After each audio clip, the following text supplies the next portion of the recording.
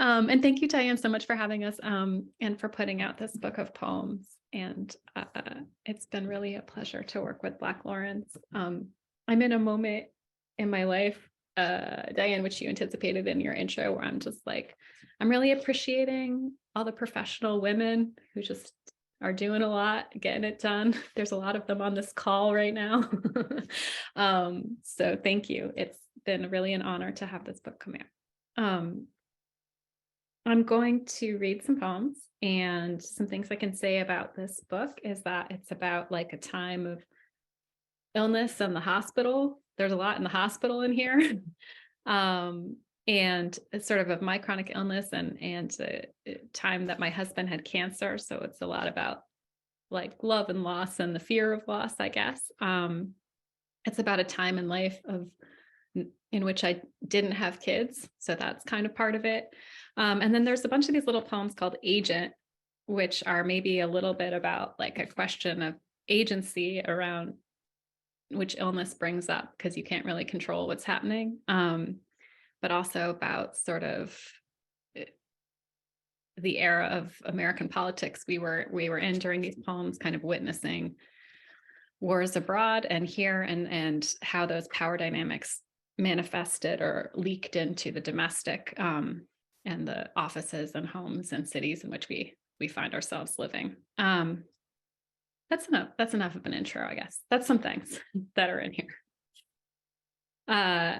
I'm living now in Cleveland, and it's and before that, for a while, I was in Holyoke, Massachusetts. I also was at UMass Amherst for my MFA and for some other years of life in that area. So a lot of like post-industrial cities, which kind of show up in here. So this one's a Cleveland poem, Cultivated. A garden ends somewhere. A red bird calls by the mouth of the cave, but the novel ends. This will be butterflies, this a flag.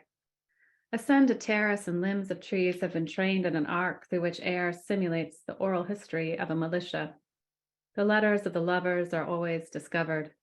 Lovers earn the name by awaiting a letter, and the novel only marks an interval, a cooling key. At the breakwater, lovers cultivate the cats who slide out from the rocks to leave footprints in lake. A handful of meat on a rock won't feed you through winter. Winter is neither symbol nor translation of key into rust, into rose, now civil war. Like a letter, she is always rediscovered. Watch her flee through the statuary, outpacing cats in the eyes of the law of the novel where a trench should appear. A garden commences where you pull a key from earth, red worm ripening your skin. Birds descend like red bullets.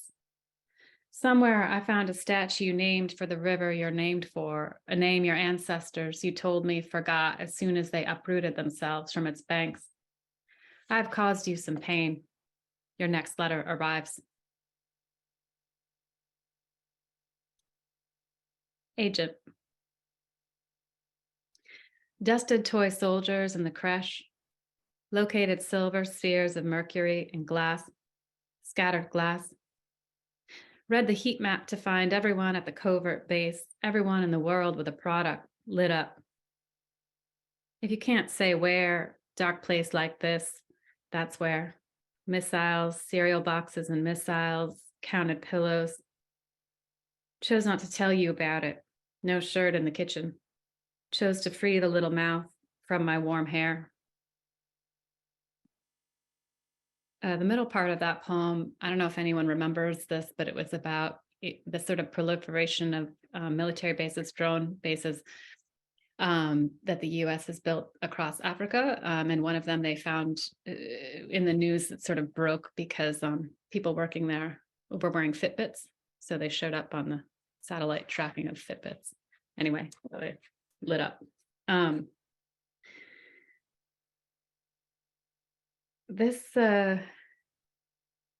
going to skip ahead to another agent.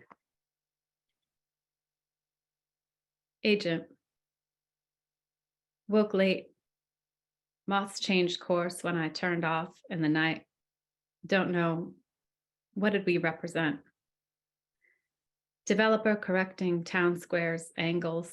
Again, you woke from recorded sound of train. In time silent to talkies to cell phone and jail. Kids shouldn't be heard. Before rock, glacier annuls.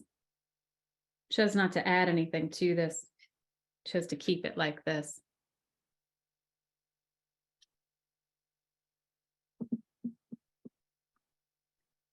Sanctuary on ice. Here the sky angled for monuments, and you passed invisibly through the intaglio workshop, close noises of the nearsighted or snow heaping up on the flesh of a grapefruit imported. While falling, I reached for any wall, felt your hand or ankle, some argument I forgot you could make. I tried the drug myself, persistent vacay in the old colony, each boulder signifying here settlers stepped onto shore, here settlers trained cannons seaward toward settlers. You seized my elbow, no one's choice to implant. Dream of an appendix, you said, those dreams never end. Here a girl hurled dough at each girl, here a mother hurled dough at each girl until at last, bread. And the sea composed itself of each drug we flushed. When you bent low, you saw that every cameo portrayed the kid's metadata, unique as an engine made of ice. I was holding hard onto any NFT a stick of sealing wax melted. I don't go there anymore, you said, but you meant we could extract anything through the keyhole. Now this was off screen. I'm going to read a few little poems that I wrote all at kind of one time.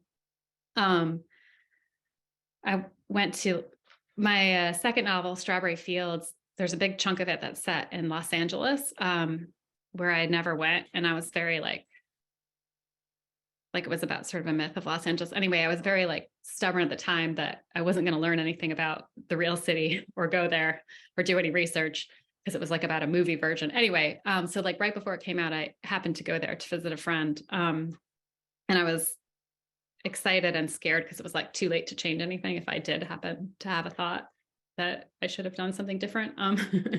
Anyway, but so these poems kind of were about being in a city that has that much kind of wealth in it. There was just a lot of money kind of floating around versus, where I'd been living where all the money had left. So it's kind of, and also a little bit about sort of coming in and out of museums where you see, a history of that over time, where the money has gathered and where it's been taken from. So some of that is in these poems. If a gun disappears, it reappears. Had the sort of job you couldn't see clearly. It was just money. Like heaving stones no archaeologist schooled an empire declines. Out of matches, I am building a facsimile of the city. In the version of you represented on film, you speak the language of the disease they invented the machine to see. Watch. This match gets lit. Canal. Back and forth by the water, strollers grow pinker until they're shopping carts. In a museum, the war did not glass itself up. The name of your country was changed, glass worn by the force of the tongue. You want the sculpture to be in uniform, so lay your uniform against the naked lacquer, turn your name in, turn the corner to where the air has been, desertified to nourish the sphinx a boat brought here, an absent boat, wood often softens, spit glass or blood glass. Figures like yours contest a gone landscape, airport paved over uncatalogued birds, or a camp popularizing that no procurator enters. Song has a habitat, but this is not song, just resemblance. As each year on what I call your birthday, you swallow perfumed ashes, keep the worms at bay.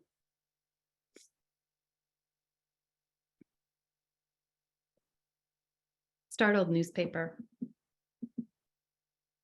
In the living room, glossing, backdrop of marriage, motion like the boarding of a shrimp boat by some appropriate authorities, or skin accommodating a flooding vein.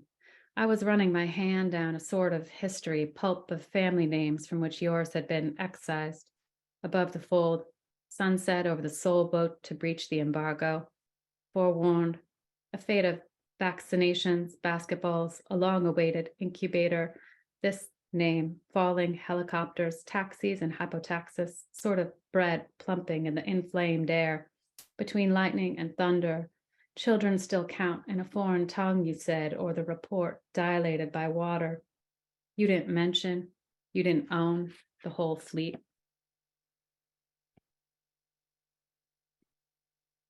I'll just do two more little guys. 2-poem warning always seems fair.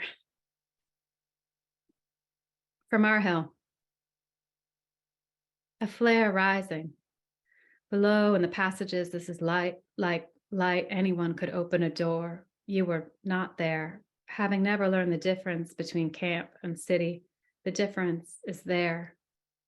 Another hand, I read the newspaper was obscured after a scrim, the hue of flesh, never yours, but preferred. As if night were a room in which your long dream of my flesh was housed, blinds low. Night lasts. Not a history, but a time you still recognize, jasmine or rosemary, appealing back, a quarry children still swim in.